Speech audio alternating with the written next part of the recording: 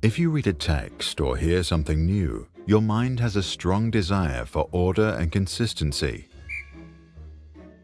Now, the moment your brain holds two contradicting ideas, you experience distress. Your mind often resolves this problem by tweaking the ideas until they become consistent with the other stories you tell yourself to be true. Meat eaters, for example, who are confronted with new information of how their dinner came about, can either eat less meat, deploy strategies to cope with the new information, such as denial, or do a little bit of both. If two conflicting ideas are deeply ingrained in our identity, the mental imbalance can become overwhelming and intoxicate our thoughts, and as a result, we may believe even the most absurd conspiracy theories. To keep our sanity, it helps to learn about this phenomenon, known as cognitive dissonance.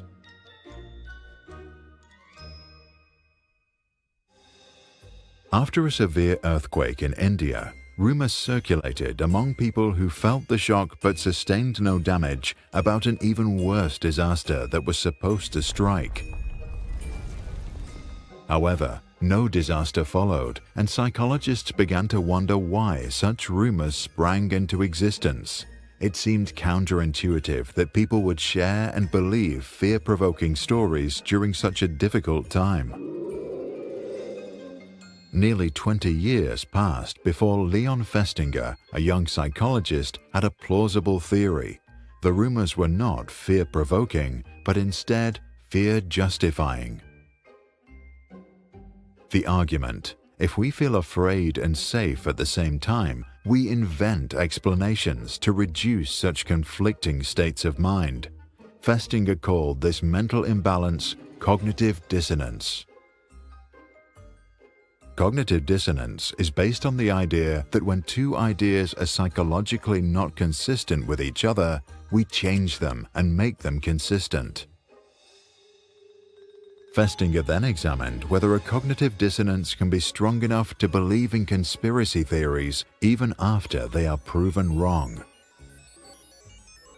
To do so, two colleagues and Festinger joined a small apocalyptic cult led by Dorothy Martin, a suburban housewife.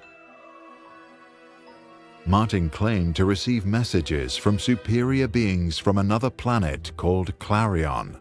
The messages purportedly said that a flood would destroy the world on December 21st, 1954. The psychologists observed that many members quit their jobs and let go of their possessions in preparation for the end of the world.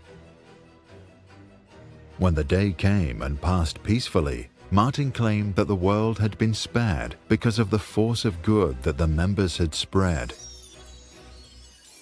To cope with this situation and the heavy cognitive dissonance it produced, the psychologists hypothesized that the members had two options. They could either change their situations and let go of the beliefs and actions that formed the identity of their former self, or they could embrace new beliefs to stay in the cult and protect the image they had formed of themselves. And that's exactly what happened. Some members faced the facts and left the cult to regain their sanity, while others believed Martin's story to keep their threatened worldview alive. In their assessment, the psychologists concluded that three conditions made it especially hard for members to quit. 1. If the members had deep convictions that were relevant to their everyday routines. 2. If they had done things that were difficult to undo. 3. If they received social support from other believers.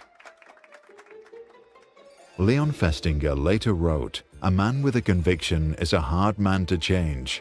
Tell him you disagree and he turns away. Show him facts and he questions your sources. Appeal to logic and he fails to see your point." What are your thoughts? Do you have an idea how we can change our and other people's minds?